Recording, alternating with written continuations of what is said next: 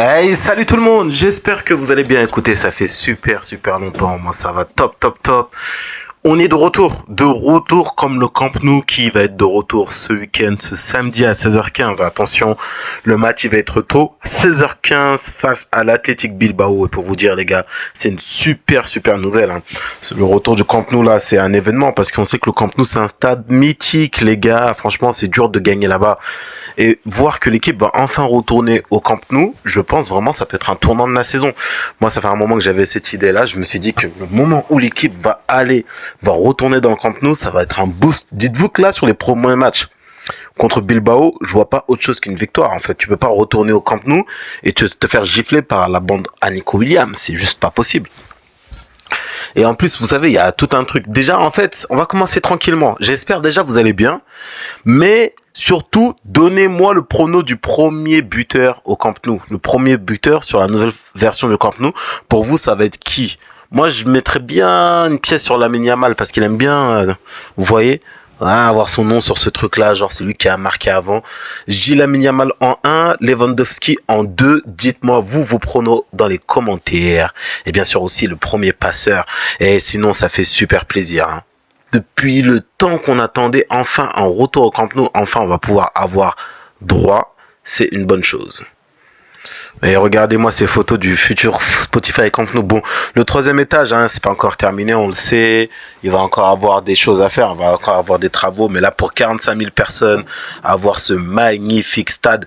J'ai juste vu que le prix des billets, c'est juste incroyable. Hein. C'est vraiment très cher pour le moment. Mais sinon, si c'est pas ça, ça fait plaisir. Franchement, ça fait plaisir, comme je vous l'ai dit, de pouvoir retourner enfin au Spotify Camp Nou après quoi, 2 ans et demi? 2 ans et demi, dites-vous que c'était encore sous Xavi. 2 ans et demi, dites-vous, hey, l'équipe, ça doit être complètement différent. C'est juste une. On enchaîne ici avec une très grosse nouvelle. Hein. Très grosse nouvelle. Xavi Hernandez, il a officiellement rejoint tout simplement Victor Font. Hein. Voilà. Il lui apporte tout son soutien, il apporte tout son soutien à Victor Font. Je sais pas ce que vous pensez. Moi, personnellement, ça me dérange. Je sais pas, en fait, je sais pas si ça me dérange parce que c'est Victor Font.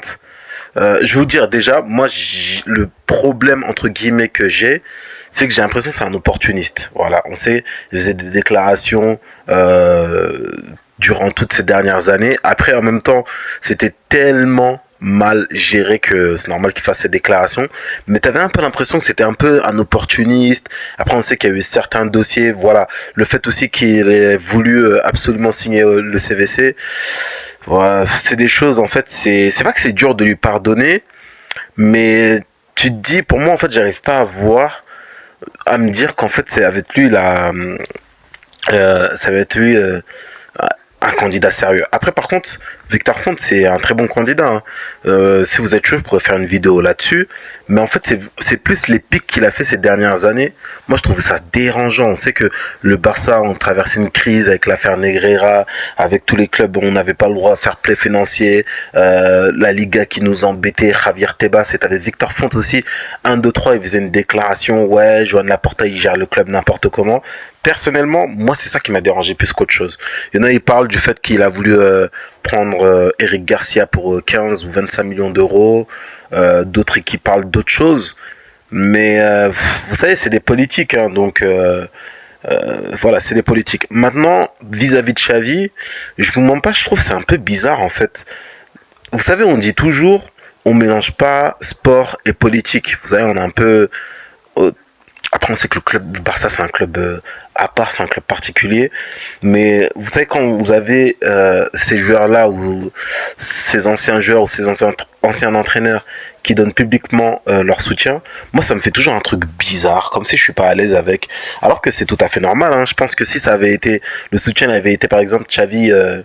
il avait dit ouais j'espère que Joan Laporta il sera réélu, ça m'aurait moins choqué. Dites-moi si pour vous c'est pareil, mais moi personnellement je sais que c'est un peu bizarre, mais quand j'ai vu la nouvelle ça m'a un peu perturbé quoi, voilà, c'est ça, c'est que ça m'a perturbé, mais je comprends, voilà. Donc Victor Font, voilà, Xavi rejoint officiellement, enfin il lui donne tout son soutien. On sait que Victor Font, lorsqu'il s'était élu la première fois là en 2022, le coach de Victor Font, c'était Xavi. Et entre guillemets, Xavi l'avait mis un peu à l'envers. Hein. Victor Font, il s'en est un peu plein. Bon, apparemment, ils sont rabibochés. Il a compris. Et voilà. Donc, on verra ce que ça va donner. Mais ces élections-là, ça va être quelque chose.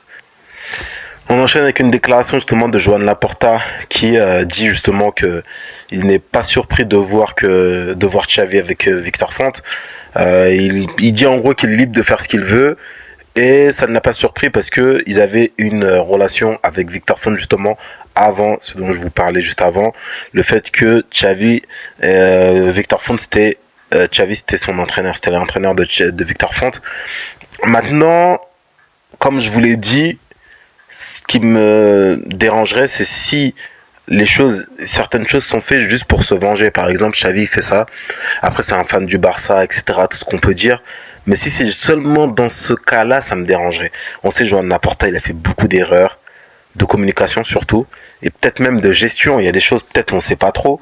Mais on sait qu'aussi, dans son staff, il y en a beaucoup qui sont partis. Et ça, c'est pas anodin.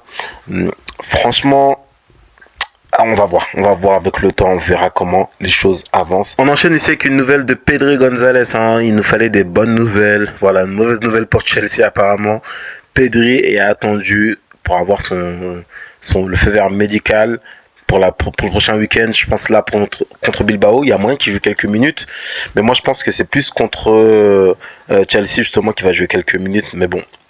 Maintenant à voir, comme on sait, il ne faut pas précipiter. On a déjà le retour de Johan Garcia, on a le retour aussi de Rafinha, on a Lewandowski qui revient bien en forme, il a pu jouer avec sa sélection, Christensen aussi qui est revenu de blessure. Ah, donc on a pas mal de blessures, on a pas mal de retours. Hein. On a pas mal de retours, faut voir aussi Koundé comment ça va être. On a qui d'autre? Là on va juste pas avoir Frenkie de Jong, c'est-à-dire qu'il sera à 100% contre Chelsea, ça c'est une très bonne nouvelle. Sinon voilà, hein. Pedri qui revient, retour au Camp Nou, vous voyez ce que je veux dire? Non, j'ai hâte. On va terminer avec une nouvelle que je trouve très bonne, c'est justement celle-là. Le FC Barcelone surveille Marc Guehi, un très bon défenseur. En plus je pense que c'est un défenseur qui est gaucher, si je dis pas de bêtises. Il a été pisté par Liverpool. Moi je pensais qu'il allait rejoindre justement Liverpool le mercato dernier. Finalement ça s'est pas fait. Marc Guehi, très bon défenseur de Crystal Palace. Son profil c'est exactement ce que veut Hansi Flick, mais le Barça n'entrera pas dans une guerre d'enchères. Après, il me semble que Marc Guehi veut rester en Première Ligue. Vous savez, vous êtes mieux payé en Première Ligue, le niveau, etc. Il y a beaucoup de clubs aussi sur lui, très gros prospect. Moi, ça m'étonnerait qu'il signe au Barça, mais bon, voilà. Au moins, vous avez l'info. Voilà les gars, j'espère que ça vous aura plu. Vous savez, c'est un retour. Ça faisait super longtemps que j'ai pas fait de vidéo. N'hésitez pas à liker, commenter, lâcher un petit commentaire aussi. Enfin, ce que je viens de dire. Sur ce, moi, je vous dis à très bientôt. Passez une bonne journée. Ciao.